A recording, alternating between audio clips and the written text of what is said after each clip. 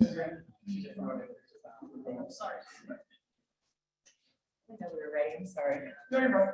You gotta speak into a mic, or else they can't hear you. You gotta take my mic. Here. You act as though they want to hear me. No, Like they go, oh, it's that woman again. Wait, I'm turning down my volume. Good morning, everyone.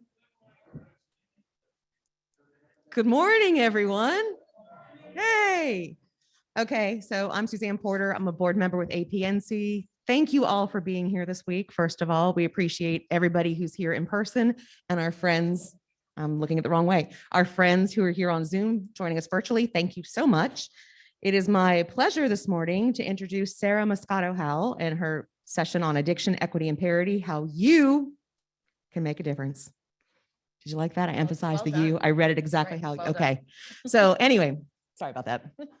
I haven't had coffee yet. Can you tell? Like this is, Sarah is a nationally recognized behavioral health leader with 20 years of experience building successful coalitions to take organizations to the next level. She is a senior director with Third Horizon Strategies, a boutique healthcare advisory firm. She has held executive leadership positions with the Illinois Primary Healthcare Association and the Illinois Association for Behavioral Health. Sarah holds bachelor's and master's degrees in health promotion from Purdue University and an MBA from Purdue's Krannert School of Management. I apologize if I slaughtered that name. She previously served on the board of directors and public policy chair of the National Council for Mental Well-Being. Thank you so much, Sarah, for being here. Okay. Okay. Well, welcome everybody. I am going to try to hold this, I think. First of all, thank you for coming out first thing in the morning to talk about this super exciting topic of parity. It's actually really exciting to see people on Zoom, people here in the room that want to dig in and talk about a topic that sometimes we feel is not all that exciting. We might not want to get into it. We're not sure what's going on with it. And yet it's one of the most important things that we can really talk about. We're going to build a little bit on Greg's presentation yesterday afternoon and talk about how we can really make some changes looking at the federal legislation, and then talk a little bit about what happens from a state perspective. Before we get started, though, I want to give you a little bit of a backdrop and give you a tale of two different experiences and why we do what we do. 11 years ago this month, I was diagnosed with breast cancer, went through breast cancer treatment. I had a lumpectomy and radiation. Why in the world is this important in an addiction perspective? Well, let me tell you. About 3 months after my radiation, I got a letter saying that I owed $5,000 for my radiation. It turned out during the treatment, my radiation oncologist was out of network. Unbeknownst to me, if any of you have been through a major medical situation, sometimes you're not paying attention to your benefits at the moment, and you're just doing what the doctors tell you. So my doctor said, this is your radiation oncologist, this is who you're going to go to, and go there. They're going to take great care of you. I'm like, great, move along. 3 months later, I'm doing well, I'm on a good path, and yet here's this $5,000 bill. So I start trying to figure out, what do I need to do? How could I manage this $5,000 bill? And found out what I need to do is write a letter to the insurers and explain to them what had happened. It looked like there were actually maybe one radiation oncologist that was in network, but was not in my group of doctors. So they said, write a letter to the insurance, explain to them what happened, tell them what great care you had and how much you appreciated them. But at the end of the day, could they cover this as in network? And I was actually told they may deny it at first, but eventually they'll come around. Don't worry about it. So I wrote this letter. 2 weeks later, I got a letter back from my insurer that said, no problem. We're so glad you're well. We've moved this to in network. Boom, done. $5,000 wiped out. I think I owed him $50. That's one experience.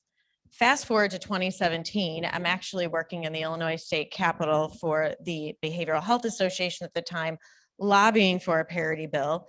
And the night before, I am to go into the speaker's office to discuss the nuts and bolts of this bill that we're working on.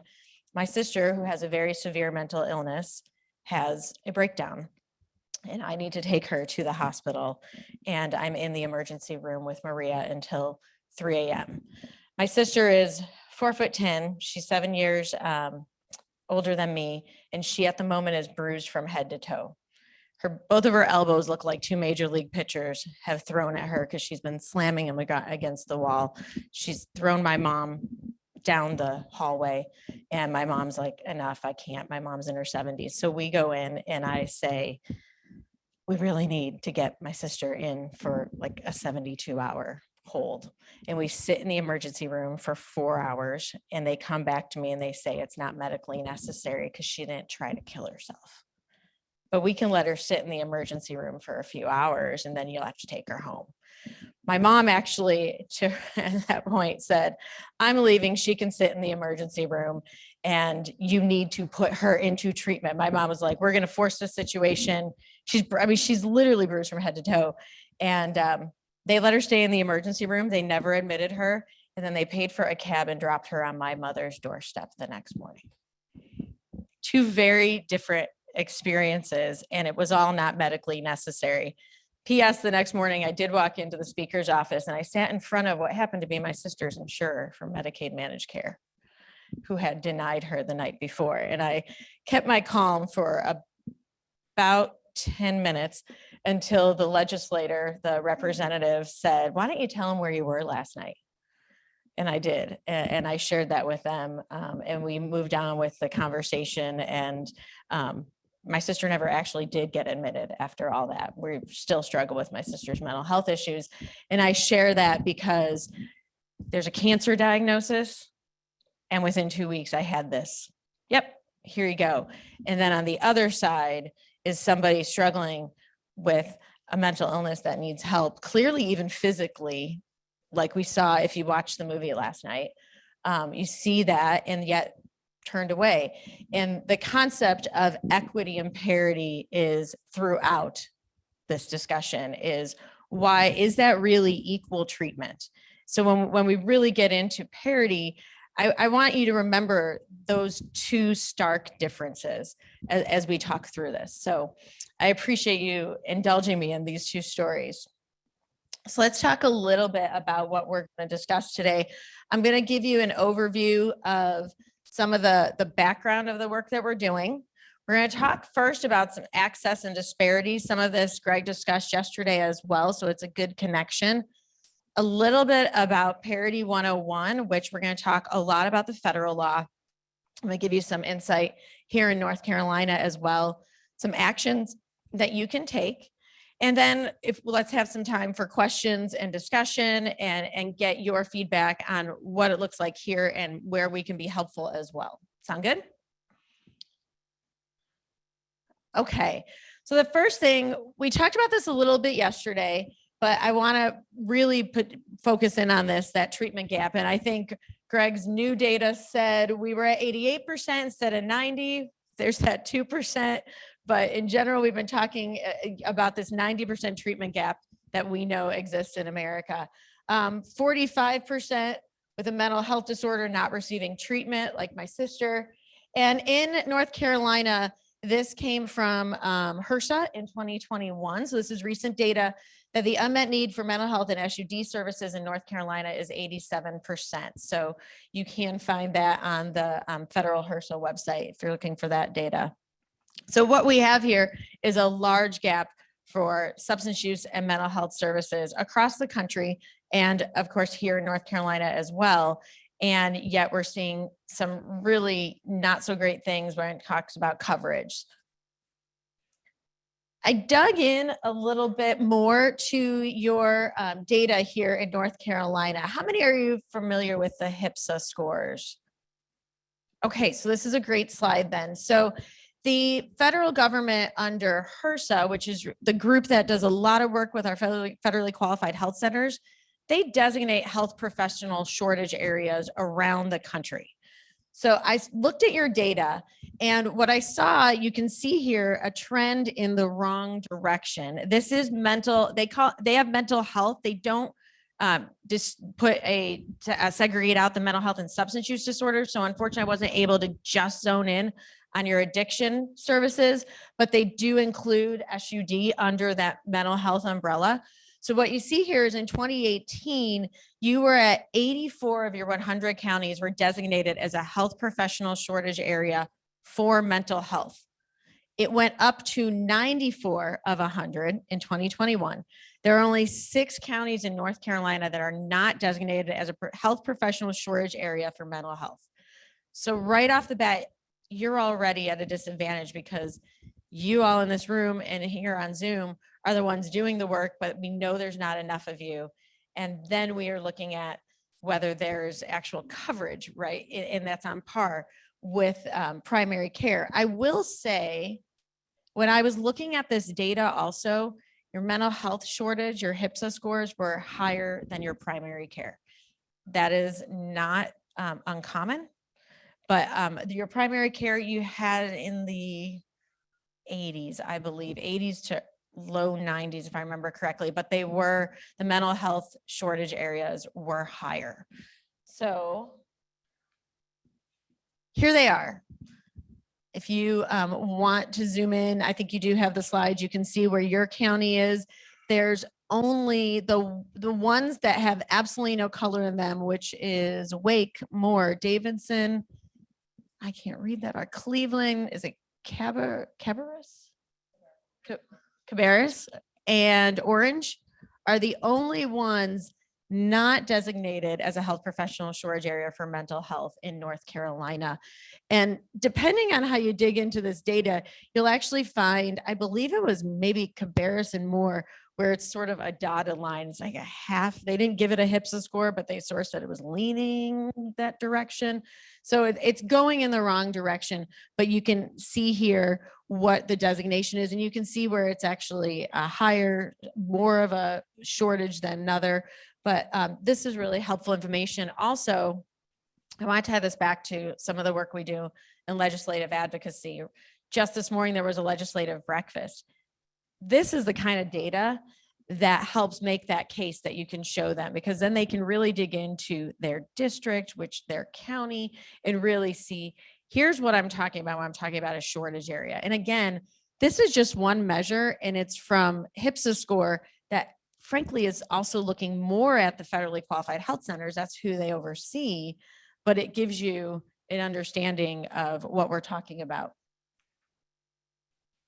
Now, not that we probably need to remind everybody of this, but again, I'm going to continue to bring this back home to, if you're doing legislative advocacy and you're talking to legislators, you want to pull this information out.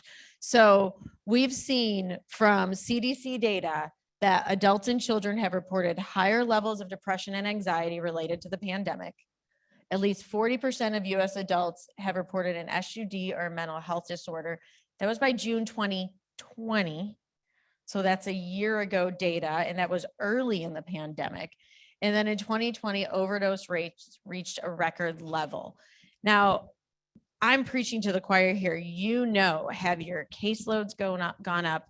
Have your calls gone up? Have you started to see more people that are in need of mental health and substance use services? I think the answer is likely yes around the room. So again, when we're talking about equity, we also know that, yep, people were utilizing primary care, particularly because of COVID. Although we also saw on the flip side on the primary care during the very early stages of this pandemic, that people were not going to their regular doctors. They were putting off that preventative care. We did see that, but the calls were increasing on the substance use and mental health side. So it's helpful when you're talking with legislators about why we need to have equity and parity.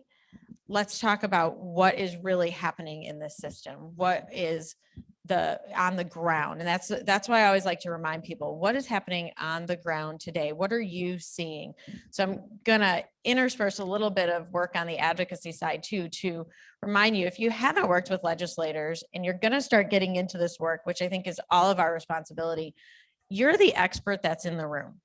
When you are working with a legislator, remember that they're not the ones that are there day in and day out working with your clients, that are seeing the people making the phone calls that have the need. So you're that expert, and this data backs it up, but I'm also going to tell you your stories are extremely powerful. So for any of you who were at the legislative breakfast this morning, thank you. And if you didn't have the opportunity to, next time, now you'll have some data in your story to back up what we're talking about. Greg mentioned this yesterday. This is the Milliman study that he talked about yesterday. I want to dig into it a little bit in North Carolina. So first we see overall, mental health and substance use have 3.4% total healthcare spending in America. That's how much that pure spending that we're talking about, not necessarily the consequences though. It's two very different things. But if you recall from his conversation, he was talking about out of network, where we're seeing more people utilizing the out of network benefit than the in network. So here's your North Carolina data. What we're seeing for inpatient is that they are actually more likely to have inpatient than out of network. So why is that? When we start to dig into this, what we're seeing is that there's not enough. This goes back to that gap in the out of network. So the inpatient is 9.5 times more likely in North Carolina. Outpatient is 6 times more likely, I'm sorry, to be out of network. I apologize, to be out of network. Both inpatient and outpatient are more likely to occur out of network because there's not enough in network providers for inpatient and outpatient. This is actually a little bit higher than the national averages, by the way. When you look at this study from Milliman, which I believe is 2018, if I remember correctly, they are a little bit more higher in North Carolina. So basically, again, you do not have necessarily the coverage. So let's go back to that map with the HPSA scores, right? Not enough providers. So then that means they're more likely to be out of network, which means they're more likely to have to go farther, which means they're less likely to probably get engaged, less likely to stay in treatment. The outcomes go down, the problem gets exacerbated. That's the cascade that we're seeing here.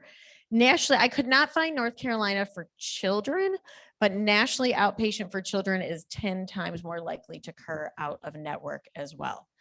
So we're basically seeing a major problem here. Primary care rates, they are as much as 50% higher than your mental health and substance use rates. I probably also don't need to tell you that. You know what your rates are, and you know they're probably dismal. Okay, now we're going to try to do a quick video. So before we jump into this, I want to first thank, and Greg mentioned them yesterday, the Kennedy Forum. How many are you familiar with the Kennedy Forum?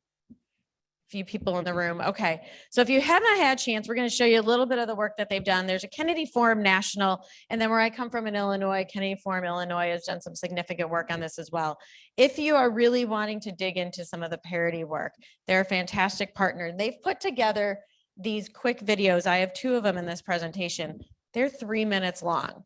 So if you're working even with a patient and you want to try to help them understand their benefits, they're quick, easy videos that you can give to them, that you give them the link, but it helps explain what we're looking at in terms of parity, because now we're going to really dig into what does parity mean. So if you give us just a moment, we're going to switch to the video.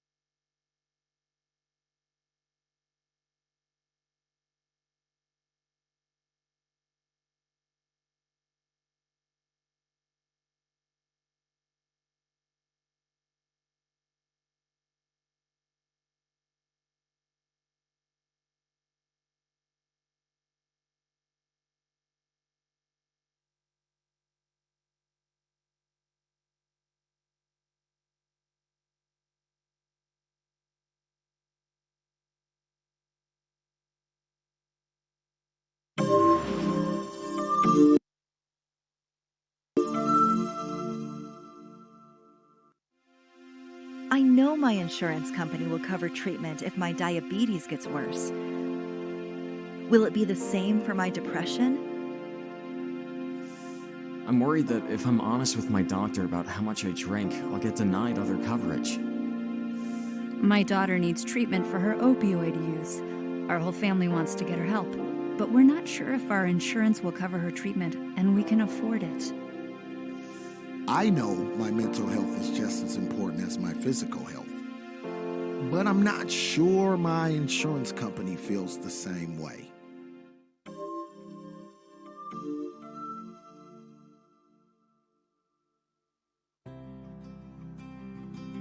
These are the voices of people who need and deserve mental health parity for themselves and for their family members.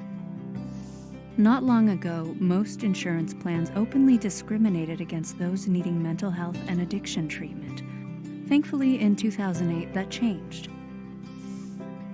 The Mental Health Parity and Addiction Equity Act of 2008, also known as the Federal Parity Law, requires health insurers to cover illnesses of the brain, such as depression or addiction, no more restrictively than illnesses of the body, such as diabetes or cancer. For example, the Federal Parity Law mandates that both in and out-of-network coverage must be the same for behavioral health and physical health within most insurance plans. So, if an insurer covers a certain percentage of an out-of-network doctor's bill to treat a broken arm or heart disease, the insurer must cover the same amount for an out-of-network mental health or substance use disorder provider's bill to treat depression or opioid addiction.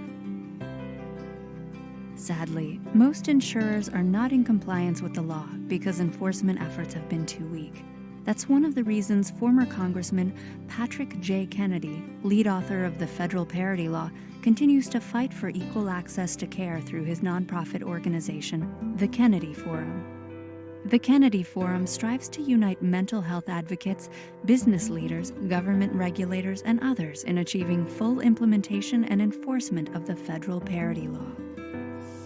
Without the law's protection, many people become overwhelmed with treatment costs and give up or suffer in silence. Recovery from mental health and substance use disorders is possible with treatment. By understanding your rights under the Federal Parity Law, you can help break down barriers to care once and for all. Visit www.don'tdenyme.org to learn more.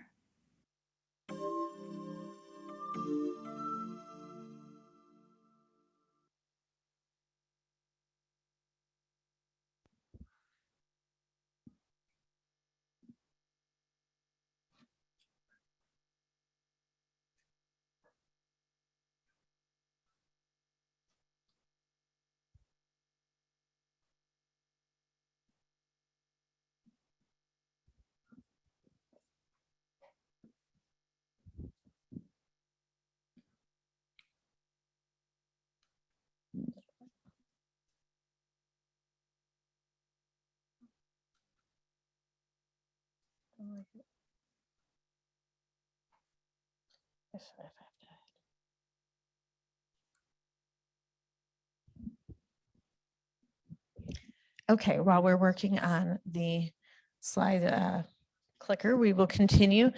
So that's a quick overview of the parity law.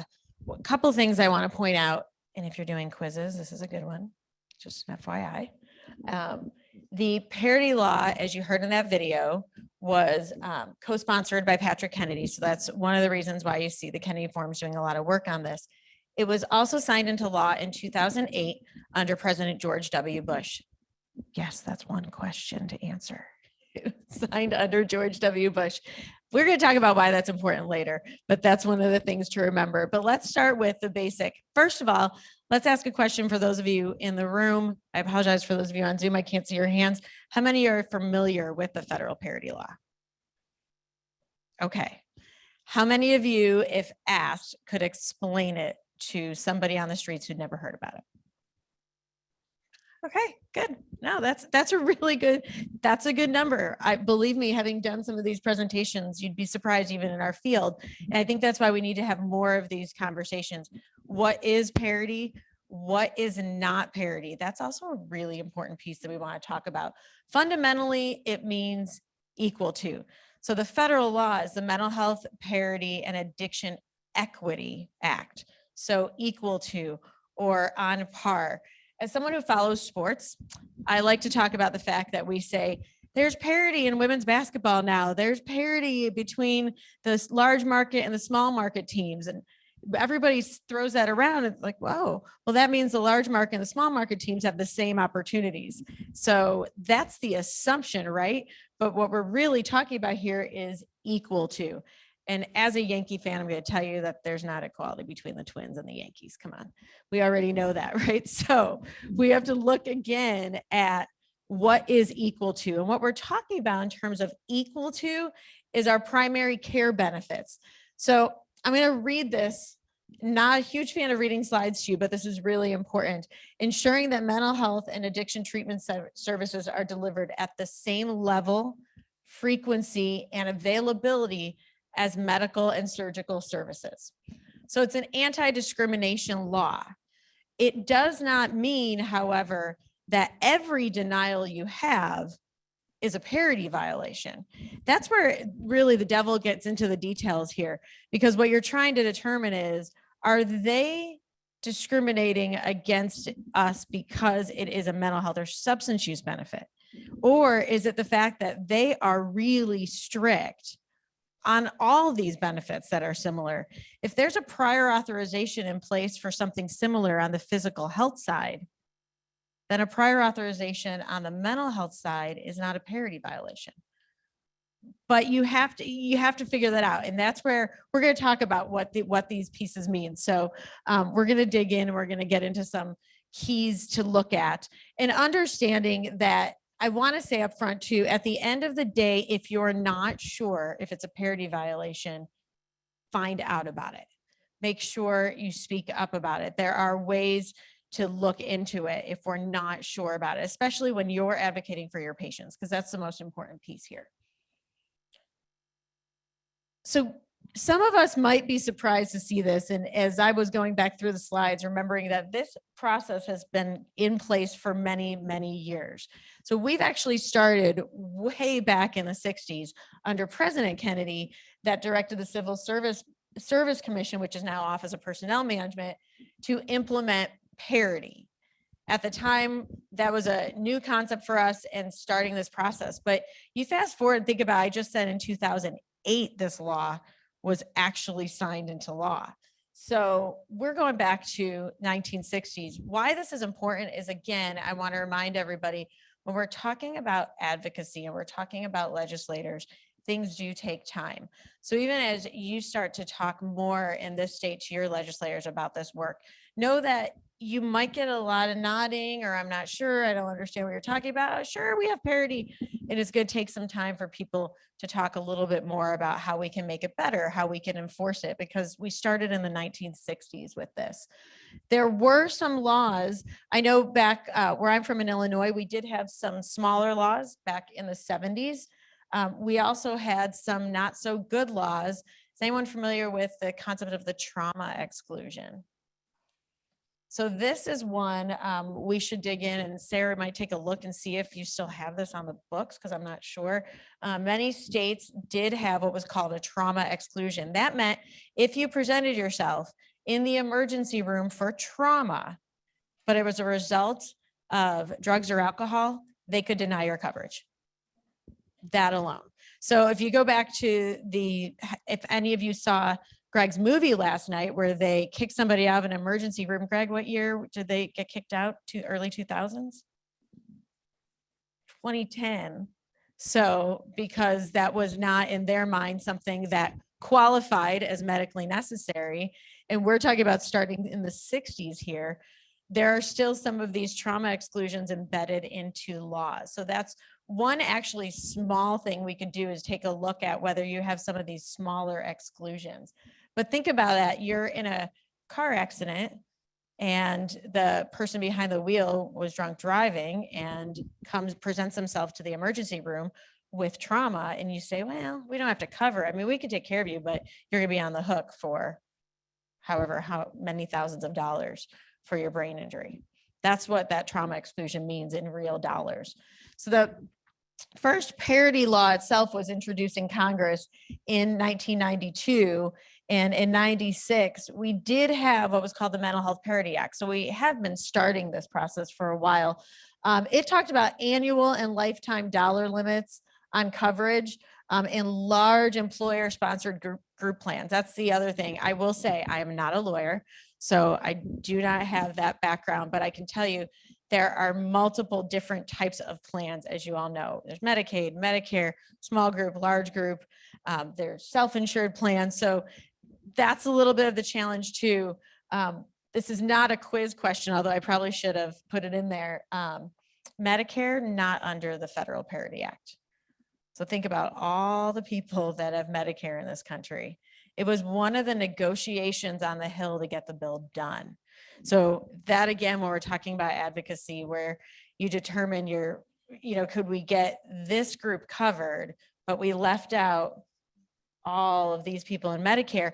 And now the challenge on the Hill is to try to get that done, but the cost, as we have an aging population, becomes a challenge, but it's something that many advocates are still working towards as well. So in 96, we were talking about large employer plans. That's what we were looking at in 96. But in 99, the president directed that Office of Personnel Management, which was originally the Civil Service Commission, to implement parity in the federal employees benefit health plan. So implement parity at that point was a ambiguous term, I should say, in terms of implementing parity. What does that mean? There's a lot on here, and I tried to put some in, but I know it's maybe a little bit more than probably one slide should be. But in 2003, we've got President Bush's new Freedom Commission on Mental Health, which included a recommendation for parity. So really quickly, why do I keep mentioning you got President Kennedy, President Clinton, President Bush? Why do I mention the different presidents, and what's the important point here, if anyone can? In the audience, in the room. Again, apologies to Zoom. Yeah. Oh, thank you. Sounds to me like regardless of party affiliation, there was support on both sides of the aisle. Bingo. Both, yeah. Bingo. Absolutely. It does not matter what color our state is, red, blue, purple, whatever it is. You're absolutely right. This is a bipartisan issue. And if we go back to that slide about COVID and what we've seen during the pandemic, I don't know about you, but I've never seen a substance use disorder ask which way they voted. So that's important when you're talking to legislators. And I know our arguments are sometimes different depending on which person we're talking to, but the federal law was fine. The 2008 law was signed into law under a Republican. There were 2 Democrats before that were looking at this on the federal level. And going forward, we'll talk about the Affordable Care Act, where we go back to a Democrat. The point is, it doesn't matter. Parity is again on par and equal regardless of party lines. So in 2008, we did get the Wellstone and Domenici Mental Health Parity Act. You'll sometimes hear people call it MAPIA. We're great with our acronyms in this in our field. But this applies to large employer-sponsored plans. Started in 2010. It included SUDs for the first time. So that's the other piece of this. We were talking about mental health parity. We've come along with making sure that we are bringing in substance use disorders in that work. And then there was that phase out for Medicare, but there was something in there that was important, which requiring a higher copay for outpatient in Medicare Part B. So that is phased out. That's one piece of it. That's a nice thing that we have. There's a couple other pieces here. You see that CHIP reauthorization included parity. There was state guidance that came out. So if you really want to dig into the work on this, you can find different letters that went to our Medicaid directors explaining some of this work. There were interim final rules that were implemented in 2011. So I want to stop here. There were interim final rules that became final. I think I might have the year in here in 2011. So we're talking 10 years ago now that we had these interim final rules. I was on a panel at the National Council 2 years ago, and one of the health insurers that was on the panel said, those rules are really confusing and we really don't understand them. And we're not really sure how to manage them. 8 years later, that was their argument, was that they could not understand the interim final rules on parity. So that is ridiculous, frankly. I mean, but that's the type of thing that you're going to hear from insurers. Oh, those rules are really confusing. No, they're not. I actually have a few slides explain them. Really, they're not. And that's one that I'm just tired of hearing from the insurance companies. So then this is really key. So you've got 2010, the Affordable Care Act. Again, when you're talking about bipartisan issues, a lot of people will think that parity was enacted under President Obama because of the Affordable Care Act, because we got lumped into that Affordable Care Act. No, it was signed under President Bush. But in 2010, the Affordable Care Act extended the parity provision. So it took that law that we had in 2008, it extended the parity provisions to the qualified health plans that are on the exchanges. It also required mental health and substance use as an essential health benefit. So when we were in 2008, to put this in perspective, what the law said in 2008 was, if you're insured, as an insurer, if you cover mental health and substance use benefits, you must cover it at parity. Fast forward 2 years later, the Affordable Care Act said mental health and substance use are essential benefits. So within those plans, you have to cover mental health, substance use, and it's got to be at parity. So you see that distinction there? That's where sometimes when you're advocating, people assume this was quote unquote an Obamacare law. It's really not. It's a law that predates Obamacare, but it did extend it, and extended in some really critical ways by making SUD and mental health services an essential health benefit. It also guaranteed coverage in those individual and small group plans. So now we're getting into a bigger portion of that pie where people have coverage. We did have more final rules. So as I was talking, the 2014 were the final rules. I will tell you, from the interim final rules in 2011 to the final rules in 2014, there were some changes. There were not significant changes. So that goes back to my little pet peeve. It's been now 10 years and they probably can read the rules and figure them out. But they did start in 2014 with a final rule, and then it implemented the essential health benefit and the requirements to small group plans that were not grandfathered back during the beginning of this. So now we're going to 2014. We've also got rules that were issued on alternative benefit plans, and then Medicaid. So now we're talking Medicaid. A lot of our population is also Medicaid covered. So Medicaid is now issuing a letter on how does this apply to Medicaid managed care. That's a really critical letter, that Medicaid managed care letter, because it talks about how can the MCOs, and I believe you have 6 MCOs in your state right now for Medicaid benefit. Is that right, Sarah? Six MCOs? Yeah, 7 going to 6. So that letter that we see in 2013 applies to the work that we're doing here with Medicaid managed care, also the Children's Health Insurance Program, alternative benefit plans. And then we got some more final regulations on Medicaid. So that's in 2016. What I don't have on here and what we will talk about is another way to enforce this, which is lawsuits. I decided not to try to give you an entire timeline of the different lawsuits, but question alert, there are some, FYI. So we will talk about that as well. Do most of your speakers at least give you the quiz answers? Like, I liked that in college. What? If you're listening, you get them, right? So, okay. So let's dig into determining parity. Let's see where we're at here. So this is what I was talking about. Comparison is key to determining parity. That's actually one of the challenges, because do you have in front of you, when you're looking at your patient's benefits, their primary care benefits too?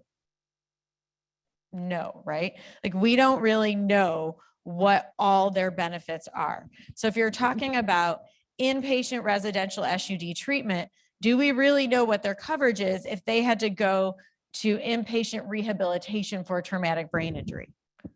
We don't when we're sitting in front of them doing an assessment. So that is one of the challenges that we have, is getting the right information to determine this. But there are things that there's the sniff test that you can do on whether this is parity is being violated at this point. So it doesn't mandate benefits. It doesn't say you have to provide this, but it does mandate that it has to be fair. Now, the ACA then goes into the essential health benefits, and I'm not doing a presentation on the ACA here. I'm just talking about parity, but there are some essential benefits that the ACA requires. But when you're truly talking about just parity, it's not about the benefits. It's about being fair, equal, and on par. So there's these 6 classifications that you see here of coverage that compare to medical surgical. I'm going to use the word medical surgical primary interchangeably here. Inpatient in network, inpatient out of network, outpatient in network, outpatient out of network, then prescription drugs, and then emergency. Those are their 6 classifications. And then how do we figure out in those classifications if there's discrimination and parity is being violated? There's financial requirements, there's quantitative treatment limitations, and non-quantitative treatment limitations. I do not expect when you are sitting in front of your patient to remember NQTL, financial. We're going to talk a little bit about what to look for. And again, the most important thing here is to remember that if you're unsure and if you think that maybe this is something that could be a parity violation, let's find out about it.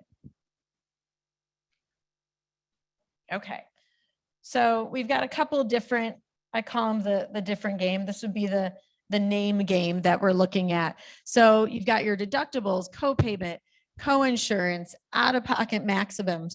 One of the things that was really cool about this law is that we weren't able to anymore have 2 different deductibles. Does anyone remember when you would have your mental health deductible in your primary?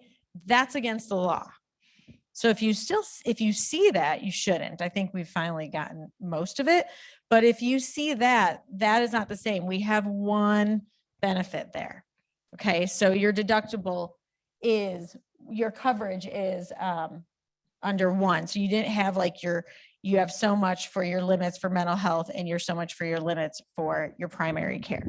So they will tell you what that is, but I am so sorry. It's not your deductible. It's your out-of-pocket maximum. It's Monday morning or it's Wednesday morning, but your maximum, you can only have one. You can only have one number. You can't have $500 that goes into your primary, and then you have to meet that, and then 500 towards your mental health. It all goes into one. They can tell you how much the deductible could be, but again, we can talk a little bit about what those numbers look like.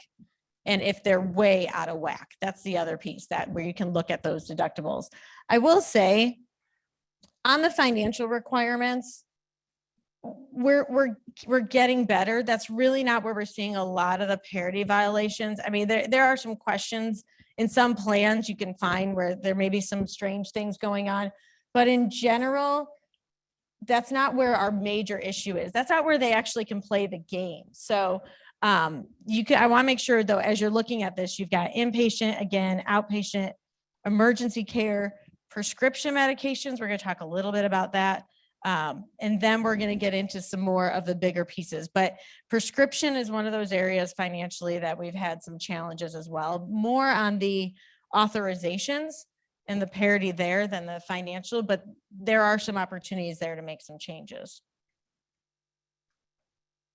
Okay. So the quantitative treatment limit is just what it says, numbers. The quantitation here is what we're looking at. So it's a limitation that is expressed numerically. So a couple things that you see here, outpatient visit limits, inpatient day limits. How many of you have seen that? We're only going to cover 3 days of inpatient. We're only going to cover 4 days of inpatient. Yes, that may be a parity violation. And I hate being that ambiguous, but it may be. And again, why might it be? Hold on.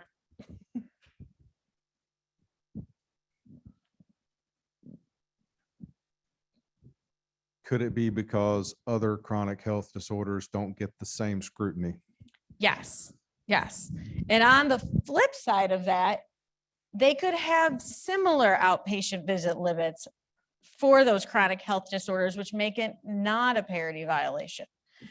The other challenge that I've always struggled with in this too is how do you really compare two different diagnoses? And that's where, from an insurance point of view, they're able to say, well, traumatic brain injury for rehabilitation, that requires 60 days because it's a traumatic brain injury and that's not the same. And they're able to argue some of these shell games. Yeah, you have a question?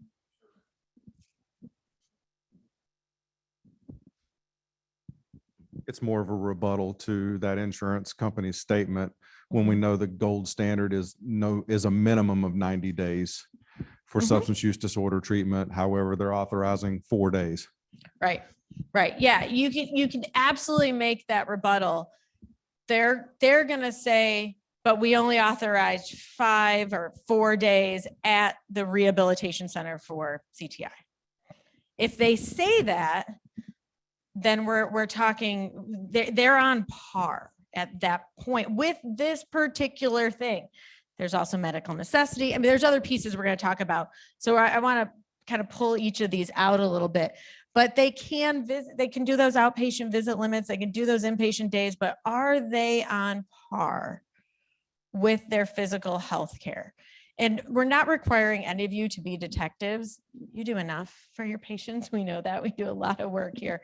But what we are trying to do is get enough guidance and enforcement from a regulatory point of view that this stuff stops. And the only way we get that is by continuing to talk and have those conversations. Go for the appeals. Make sure that when you're talking with them, you're doing the best you can to figure out what their potential physical benefits are, but you're making the case for why this is necessary and why that is not something you would do for somebody in a physical healthcare situation. Does that make sense? Okay, the real game here. This is, we have a couple slides on this. So I will say there's a final rule. Let's start with that talks about non-quantitative treatment limitations. If you listen to anyone talk about parity, they're going to talk about these NQTLs a lot because that's where the real issue is. That's where the real shell game is non-quantitative treatment limits because it's less straightforward. It's much more ambiguous.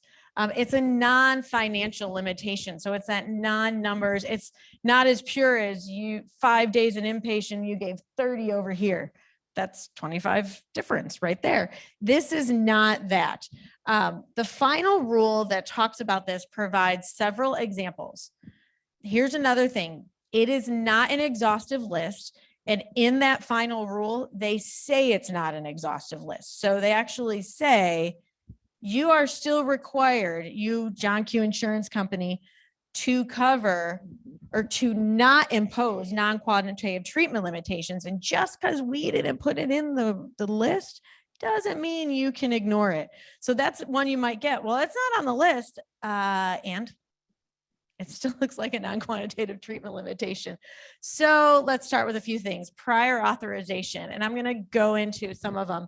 So prior auth, this one we talked about earlier, that this could be a parity violation. It's one that we do see a lot. So I will say, if you're digging in, if they say you must have a prior authorization before you walk in the door of the treatment center, potentially that could be a parity violation. Do you need a prior authorization to walk into an emergency room? Anyone? Right. So if you are in crisis and you need treatment, should you need a prior authorization? No. So that's where you can make some of these arguments that fundamentally on par. If we're talking about a crisis similar to an emergency, should you need a prior authorization? We all believe that answer here is no. They will require oftentimes a prior authorization.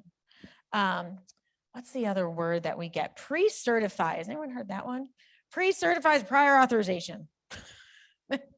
And sometimes in your law, you'll be able to get rid of prior authorizations and then they'll write, but pre-certification's okay. So that's a red flag. If you are working in advocacy, let's try to get that pre-certification out. It's a challenge, I will say, but that's one of the ones that they utilize. Medical necessity. Again, we go back to the situation with my sister, wasn't medically necessary. So what is the requirement? Are you an ASAM state for medical necessity? Do you have to use ASAM for your SUD? Yes. Okay. Okay. So one of the things that you could potentially do, I don't believe it is in your state law, but this is something that we can work on as an association, is looking at requiring that they use ASAM in terms of the parity. You do have a state parity law. We're going to talk about it, but I don't believe it gets that detailed. So this is one of the things that we could do, is require ASAM in the law. Now, I will say we did that in Illinois. They still get around it and we're still working on it. So it's not a fail safe. What they do is really fun, is they say, we're doing ASAM plus. We've got ASAM plus, we've got our own criteria. No. Again, illegal. But that's where the issue comes in, is then you have to start peeling back those layers. But that's one of the ways that we can be helpful. I don't want to say right away because it takes a long time to do some of this work, but this is one of the ways. Fail first. How many have told you they have to fail an outpatient before you'll let them into residential? That is absolutely, it's on the list. It's really clear. It's a non-quantitative treatment limitation. So again, if your plan is under parity, so I know we don't do a lot of talking about Medicare, but we do need to remember a little bit that is it covered, but that is a huge one. Or they call it step therapy. That's the same thing. Also with medications, they'll do this. Again, they will do that though in the primary care setting as well. So that's another on par and equal. I mean, how many times have we said, we really know that this medication works for my migraines, but they're going to make me fail at these 5 before I get the one that I know works. If they're doing that, again, we're going to be a little challenged with that parity and equity discussion, but it's important because it's in here and it's in that rule where it explains the non-quantitative treatment limitation. So it is a flag. If you hear that, you should speak up about it and find out a little bit more if they're doing that fail first or that step therapy. Reimbursement rates, as we talked about earlier, primary care is 50% higher than mental health and substance use disorders. There's a couple other ones I want to talk about here too. Geographic restrictions could be a non-quantitative treatment limitation. Yesterday, when Greg was talking about network adequacy, so that's why, again, we have many people that are out of network because we don't necessarily have an adequate network. That goes back to parity too. They're supposed to ensure an adequate network. And if they can't, then allowing that out of network is critical. There's some work we can also do in that realm about ensuring some network adequacy. We can look at some legislation as well on that. So that's another piece of it. Exclusions for failure to complete a course of treatment. So that's the other piece. In the hospital, they would call it AMA. You left against medical advice. And then there's maybe a discussion there about whether they're going to pay if you're AMA. Same thing here. If they don't have that on the physical side, then that's not on par. That's not equal. How they design their formulary for prescriptions. We are seeing this one a lot. The formulary for medical surgical versus mental health substance use disorder drugs. We do see a lot of games with that one as well. Again, it is not exhaustive and the list doesn't have to be exhaustive. So that's something that I want to make sure that everybody remembers. So I think I talked about most of these already. I want to make sure there's nothing. It includes how they are designed and how they are applied. So how they are designed as they're written and how they are applied. I had a provider in Illinois call me and he said, I think I have a parity violation. I'm like, well, what happened? He said, well, we had somebody come in. He had been drinking for, it was like 2 weeks at the time. He was really struggling, needed to get into inpatient services. First thing they said was he had the last 2 days before he went in, he had tried to sober up on his own. How many of you have that experience? So he had been sober for 48 hours. Oh, well, he didn't need residential anymore. Guess what? Because he'd been sober, so it wasn't medically necessary. That was one thing. That was one. Then when he ultimately relapsed and came back, the insurer at the other end of the line said to him, the exact words, we look at residential treatment as an option, sort of like elective plastic surgery. That's how we consider residential substance use treatment. And I said, you may have a violation. I'm not sure because I'm not a lawyer, but elective plastic surgery versus residential SUD treatment. That's what you're seeing. So why I say that is how they are applied in operation. Sometimes, honestly, it depends on who you get on the other end of the line. Whoever that person was clearly was applying it more strictly than perhaps, I'm going to give them a very small benefit of the doubt, perhaps the person who was on the next phone bank. I don't know that for a fact, but that's the other piece of it, how it's applied. So we want to remember that as well. It does require coordination between the benefit design. So what should be happening on the back end, so you know, is that the insurers that are doing this work should be looking at their benefit design and coordinating to make sure that they are in compliance with the federal law. Also, on your end, if you have utilization review staff, you have staff that are working in the compliance arena, that's where they can make some requests and they can look at some of the benefits to find out, we need to show the comparison. So that's an option as well. Okay, I want to get to a website here. Terry's going to help me. So while she's doing that, this is Parity Track. It's paritytrack.org. And when you go on there, you can look at any state in the union and find their parity benefit. So that's a screenshot. And then we're going to go to Parity Track here in a second. So you can see it actually shows you the overview of your state law, the statutes, the regulations. I can't remember the next ones without looking at it, the resources and the enforcement. And then they do have a little bit of disparities here. Can I scroll? Okay. All right, perfect. So this gives you a little bit of what your state law applies to. So the floor is set at federal parity. That's around the country. And then each state can apply their own law and raise that floor. So what you have is it applies to large employer fully insured and small employer fully insured plans. They talk about the financial requirements, the annual maximums, the lifetime maximums, and then for the different conditions. So this is small because it's online, but what is not on the conditions here that you see here? I'll read them. Bipolar disorder, major depressive disorder, obsessive compulsive disorder, paranoid and other psychotic disorders, schizoaffective, schizophrenia, post-traumatic stress, anorexia, and bulimia. So what you see here, and there's a separate section on SUD, but I want to point out here, they have for all other conditions in the DSM except for SUD. So they've already sort of separated out. They've got your SUD a little bit separate from your mental health here. That's something that we could probably look at maybe long-term instead of having them in two separate, we can pull them together. It says for all other mental health conditions except for SUD, plans must cover 30 office visits for outpatient care and 30 days of inpatient, or a combination could be measured in days, like partial hospitalization. So they have to cover, that's again, your floor for your mental health disorders in North Carolina. They have to at least cover that. And then that is large employer. It requires large employer fully insured plans to comply with federal parity.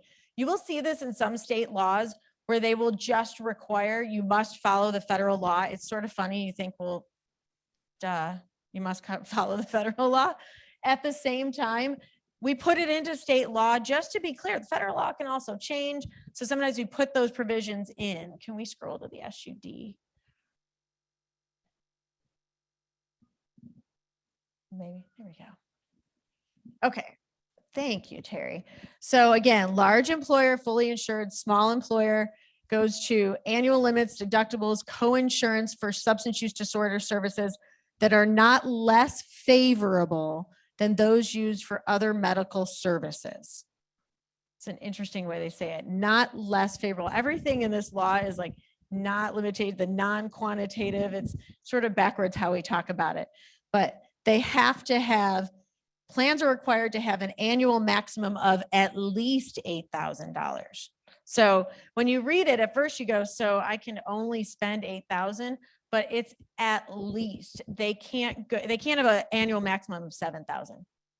It has to be at least 8,000 that they have on that maximum, and a lifetime maximum of 16,000 that they will pay for. So that it's a little wonky. I will say, I did not dig into, I was looking through this in Parity Track, and I want to look at the actual language, Sarah, but I think there's some work that we can do here. I'm very concerned about the fact that you've got a really good list on the mental health side, and then your substance use disorder side is a little bit smaller. I think there's some work that can be done on the state parity law. We talked earlier about prior authorizations. We can put some medical necessity language in there. That's some of the opportunities that we can do as well. There's a section there on state employees, and then the non-discrimination in physical health, which then talks about a behavioral health condition, which is a different definition as well. So we'd really want to dig into some of those definitions. And if you can scroll up for me, thank you, Terry. Okay. All the way to the top when we get to that overview. So on Parity Track, you can go into the overview, that's your basic. You can look at the statute itself. So that's an important piece for you to be able to take a look at. You can also dig into your regulatory bodies, whether this comes under your insurance department, your Medicaid, HHS. You can look at what are the regulations. So after the law was put in place, then the devil comes into the rule details. So then we can dig into that. That is another way that we can enforce change without having to go through a legislative process, as we can update the rules. And then there is a section on enforcement. So what does that enforcement look like? So we can even do some work there. You might talk with your Medicaid department on what are their enforcement mechanisms now, what type of information are they requiring from the plans? That's something we can look at. And they've got some resources, and then they do also do a little bit of work on disparity. So Kennedy Forum has put this parity track together. You can also see the national parity map. Are you able to click on that really quickly?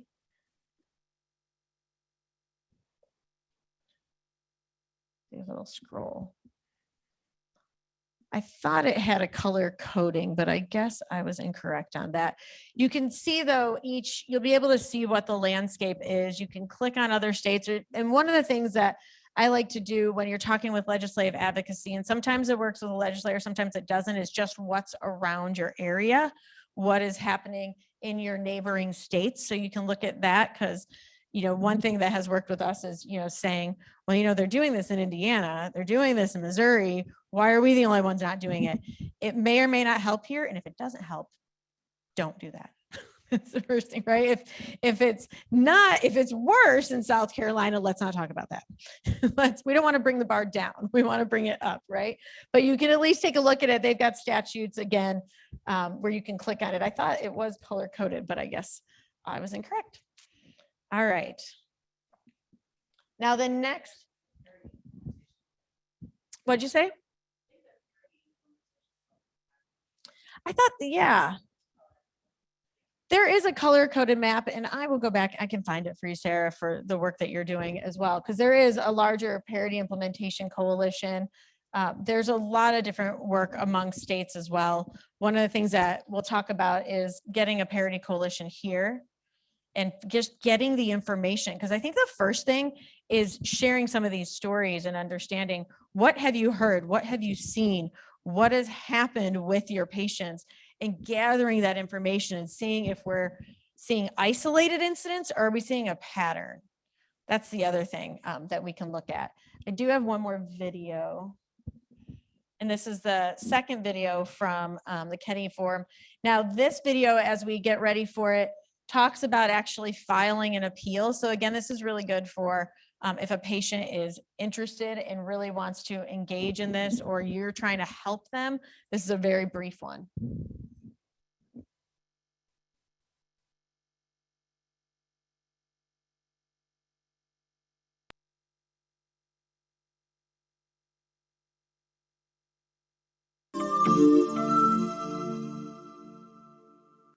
My husband needed help to stop his opioid use, but our insurance wouldn't cover the type of care his doctor recommended. We couldn't afford it on our own.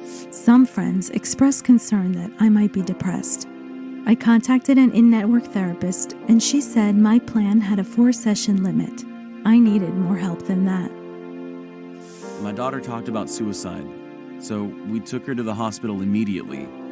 Later, we got a huge bill because we didn't have prior authorization. How were we supposed to get prior authorization for a mental health emergency? I got a recommendation for a therapist, but she was out of network, and I didn't have any coverage for that. I called dozens of in-network therapists, but they were either not taking new patients or the wait time for an appointment was too long. What am I supposed to do?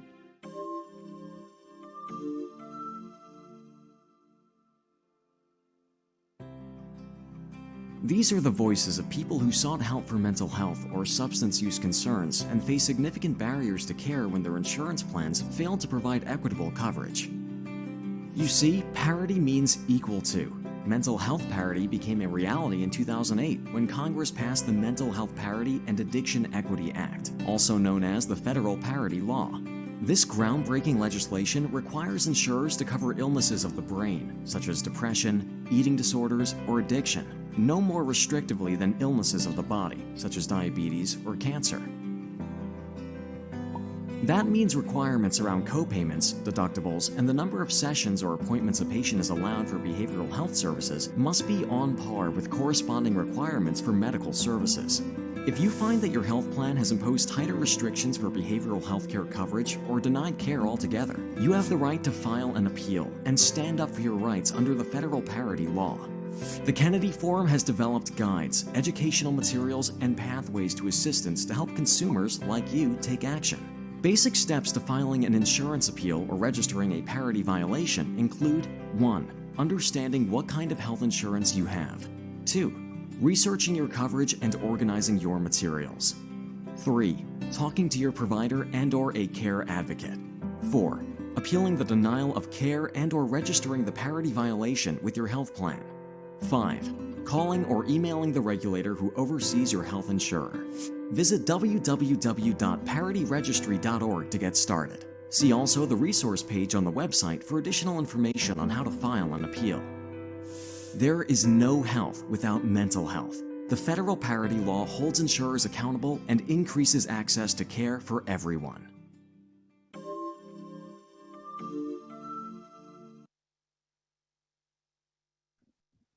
Okay, while we're switching to the next slide, because we have about 15 minutes left, I want to first say right off the bat that I'm well aware that we're talking about asking people who are in the middle of a substance use crisis or mental health crisis to also figure out all the appeals process, get in touch with their state regulator. I absolutely recognize that in some respects, this seems ridiculous. The unfortunate piece when we're talking about parity is that is also a requirement on the physical health side as well.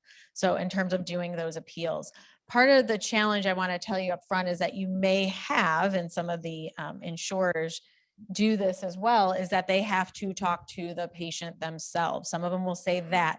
Sometimes they will let you act as their ombudsman and have that conversation. It really depends on the insurer, but sometimes that will be another hoop to jump through. That's why there are videos like this to try to get through it. But I do recognize and understand. I have seen people, a lot of times it's parents that are trying to get their kids coverage, and they literally have like these binders of information, and they are working with the Federal Department of Labor. So that's another piece I want to talk about. But that's the interesting thing too, is Parity on the federal level is under the Department of Labor, which is awesome if you watched Greg's movie yesterday, because we now have Secretary Walsh of the Department of Labor who really understands recovery. So there may be some opportunities here, and we're going to talk about that. But at the same time, when you're doing a appeal directly to an insurer, I do understand that some of this that we're asking is a lot, and I recognize that right up front. But also, if we don't try to do it, we're never going to get that enforcement. So that's the big piece of it. So let's talk about one of the larger, again, disclaimer, not a lawyer, but one of the larger suits that happened in 2019. So there have been lawsuits. I will say there are not nearly enough. There are some small ones. This is one of the largest ones.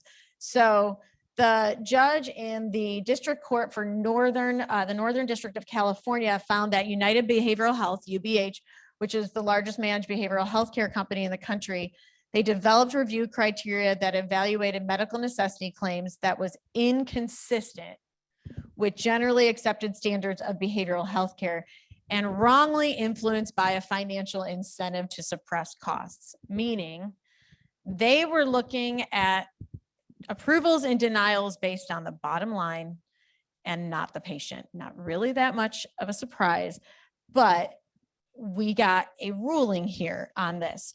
So I want to tell you a little bit about this, knowing that we're butting up against a little bit of time.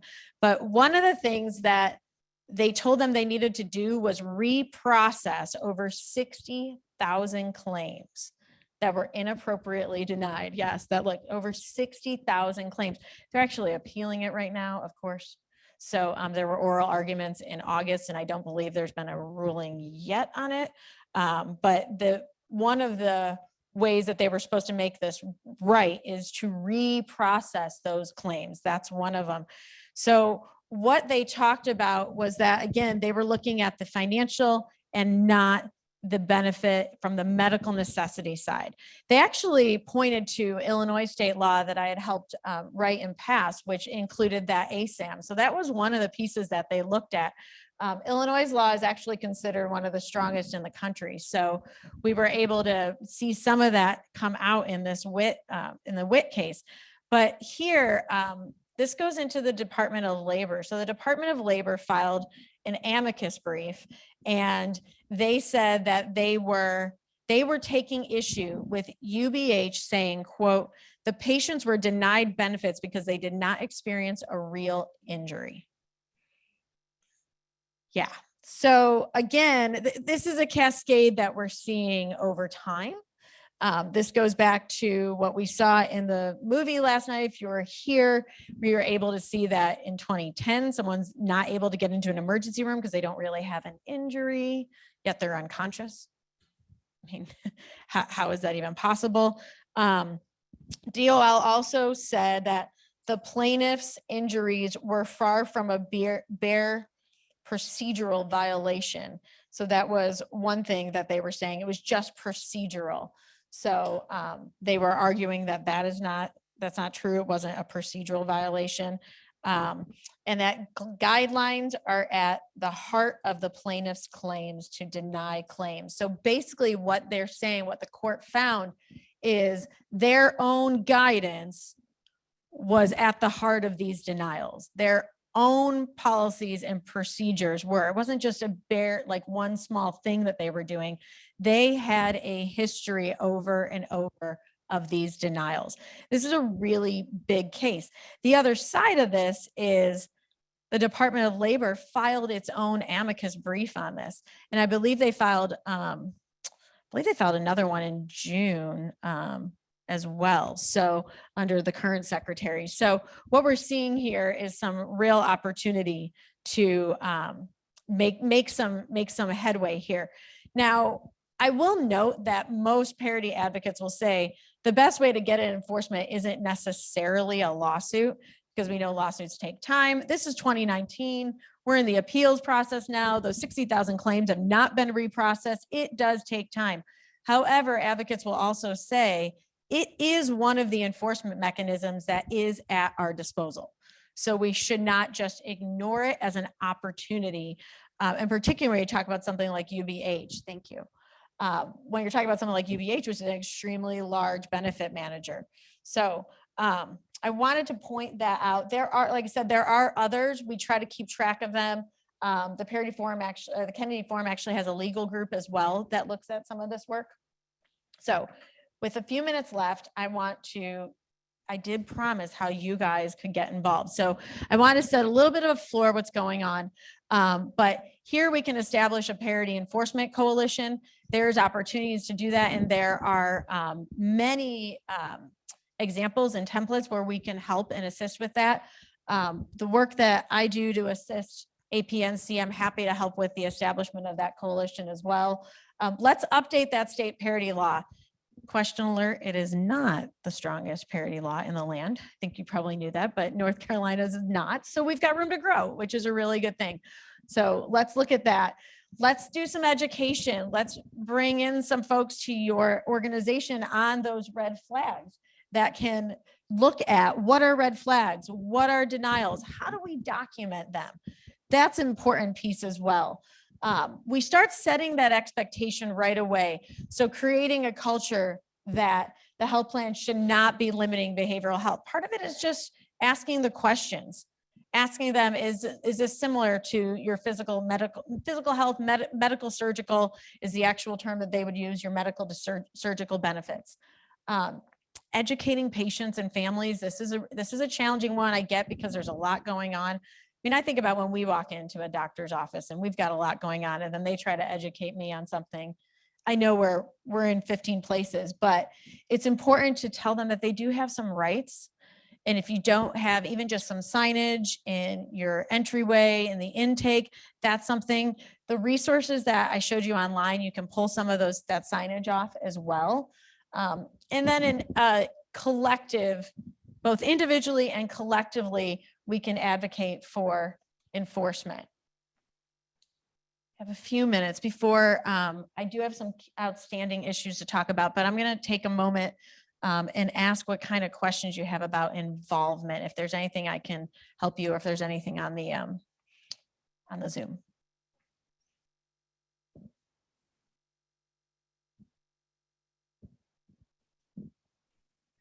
We did have a question that came up online, and it was more around enforcement. Okay. So it was talking about passing the law, maybe omnipartisan, but what about enforcement? Are we seeing party trends there? And is it related to campaign financing? That's a great question. What a good question. I will say I don't know the second part about campaign financing. I have not experienced that, is what I will say. That campaign financing, but there is enforcement. There is some party trends around enforcement for sure. On both sides, though, it's really at the heart of it, it's at the administrative level. So who is in your Department of Insurance? Do they come from the insurance industry? Do they come from an advocate perspective? I think that's always the first question too. I've worked with both sides of the aisle, and I've seen both sides where they've had somebody that came from the industry, somebody that came from an advocate side.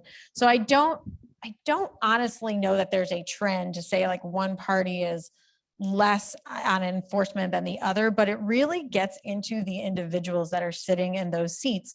So that's where there's education opportunities. If there's somebody that comes to your Department of Insurance and they used to work at an insurer, then we need to have some education, because they're no longer at that insurer. They are now working for the state and they're working in the public good. So that is something that's really helpful.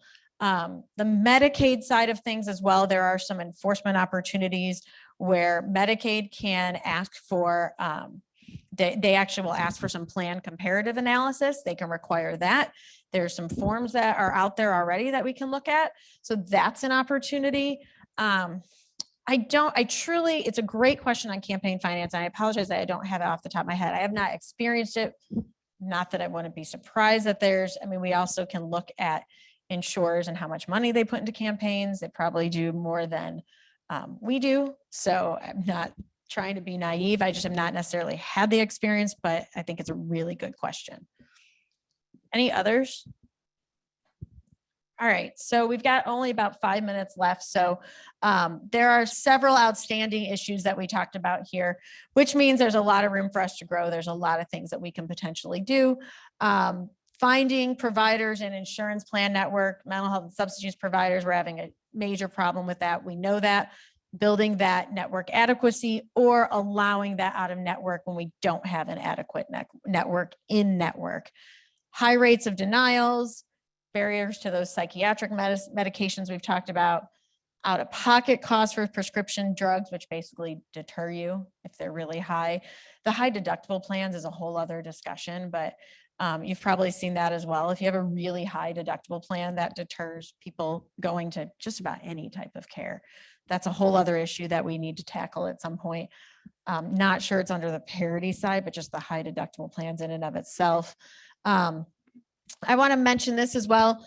The ERISA does not allow the Department of Labor to levy penalties, monetary penalties against the insurers, plan sponsors, and administrators for now.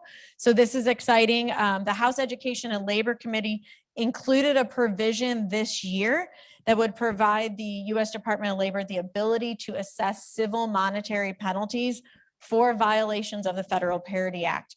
They also included $195 million over 5 years for the Employee Benefit Security Administration, for enforcement under Employee Benefit Security Administration. The Senate has to follow suit. That's the next piece. So it is in the House markup.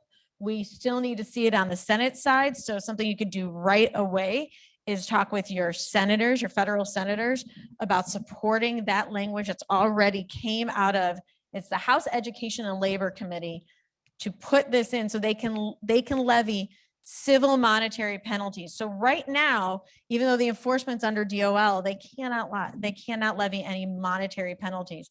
And we talked about this early on from an insurance standpoint. What's the most important thing? Financial bottom line. So if we're not levying monetary penalties, we're losing some teeth.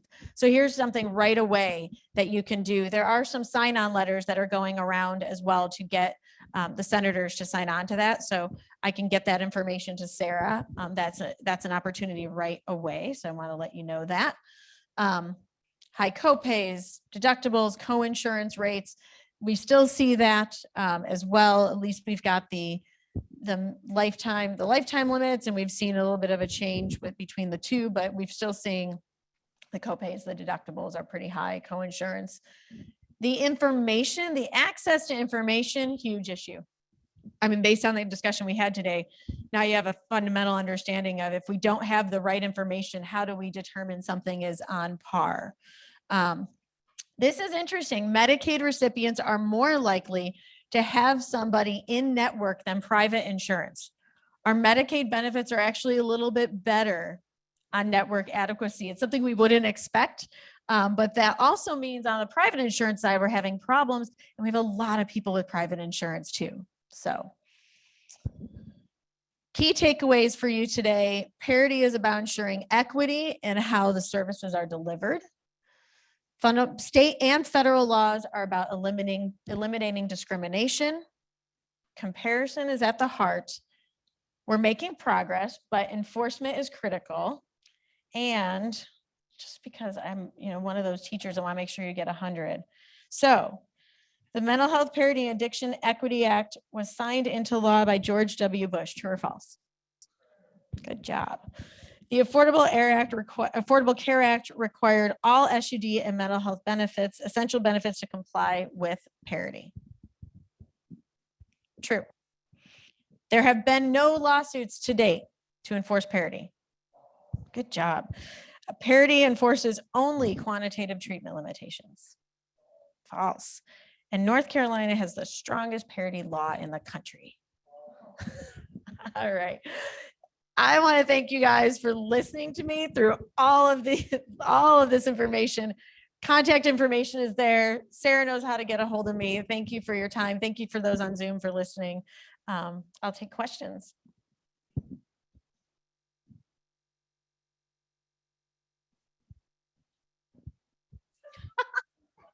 Hold on.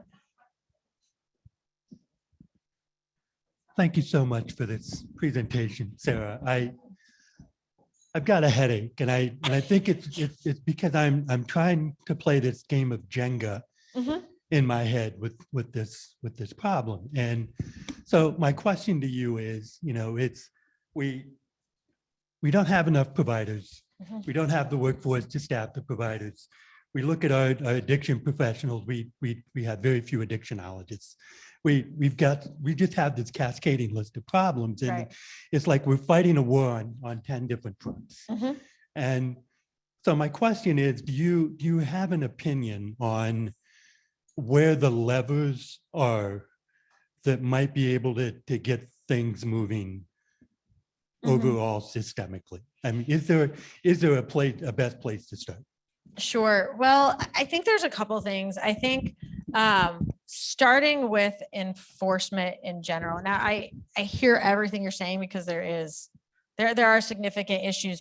If we don't start with looking at enforcement and even raising our head and saying, this isn't right, it's not passing the smell test, we're seeing these inappropriate denials, then we're never going to get all the way down this road. We're over here. We got to get over here. We know that. But if we don't raise our head on the enforcement, then we're never going to get any further. So I think that's one thing. I think one of the other low-hanging fruits is education. I mean, in terms of your patients, how often do you see people know they even have this benefit? That they understand that there is a federal, basically an anti-discrimination law against them for having a substance use disorder. So there's not one thing that's going to get us there, because we also have a significant workforce shortage. So there's all this information. We talk about out of network and what we need to do, but we have a significant workforce shortage around the country that's not as a result of parity, right? But at the same time, we have these benefits. So because we have this workforce shortage, one of the other key pieces that I would suggest we look at in the state law is time and distance standards imposed in your legislation. We can do that under a network adequacy provision. So at least it says, for example, you must have a residential provider within 60 minutes or 60 miles. And if you don't, you have to cover that out of network. So they can't say, well, it's too far away. That's sort of a low hanging we can start with. It's not going to get, I mean, what you're talking about, I mean, we have a significant workforce issue and the whole country does. I get that. It's not going to get at that, but we do still need to start raising our voices. So as we work on the workforce issue, as we work on these other pieces, we're bringing that enforcement along. We're educating people on what happens, and we're showing the insurers that they're not going to be able to play these games. They're on a short leash. We got several others, and you have one minute. So I know Sarah, I saw your hand up, and then we're two others. We can probably squeeze them in.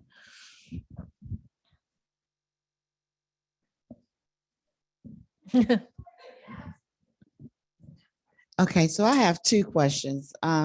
As a provider, how do I get educated? I know I seen you say educate the patients. But as a provider, how do I get educated in this as well? Sure. That's the first question. The second question is, I was thinking about, you hear all these medications and all this stuff and these different diseases that causes people to have actual mental health issues. Just say maybe like Parkinson's, or if you take a prescribed drug, it causes you to have suicidal ideologies.